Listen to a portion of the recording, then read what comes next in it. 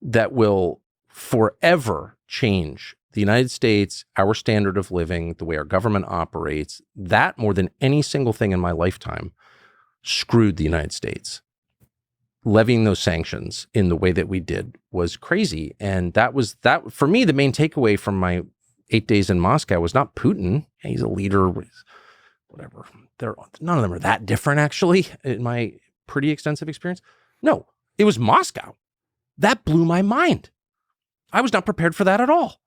And I thought I knew a lot about Moscow. My dad worked there on and off in the 80s and 90s because he's a U.S. government employee, and he was always coming back, Moscow, it's a nightmare and all this stuff, no electricity.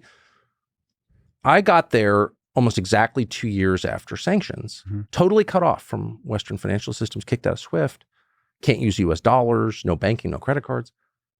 And that city, just factually, I'm not endorsing the system, I'm not endorsing the whole country. I didn't go to Lake Baikal.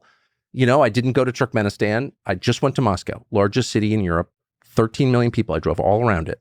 And that city is way nicer, outwardly anyway, I don't live there, than any city we have by a lot. And by nicer, let me be specific. No graffiti, no homeless, no people using drugs in the street, totally tidy, no garbage on the ground, and no forest of steel and concrete soul-destroying buildings. None of the postmodern architecture that oppresses us without even our knowledge. None of that crap. It's a truly beautiful city. And that's not an endorsement of Putin. And by the way, it didn't make me love Putin. It made me hate my own leaders, because I grew up in a country that had cities kind of like that were nice cities, that were safe. And we don't have that anymore.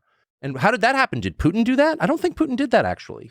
I think the people in charge of it, the mayors, the governors, the president, they did that, and they should be held accountable for it. So I think cleanliness and architectural design is not the entirety of the metrics that matter when you measure a city.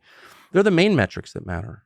The main metrics that matter are cleanliness, safety, and beauty, in my opinion. And one of the big lies that we are told in our world is that, no, something you can't measure that has no actual effect on your life matters most. Bullshit. What matters most, to say it again, beauty, safety, cleanliness. Lots of other things matter too. A whole bunch of things matter. But if I were to put them in order, it's not some theoretical, well, actually, I don't know if you know that the Duma has no power. It's like, okay.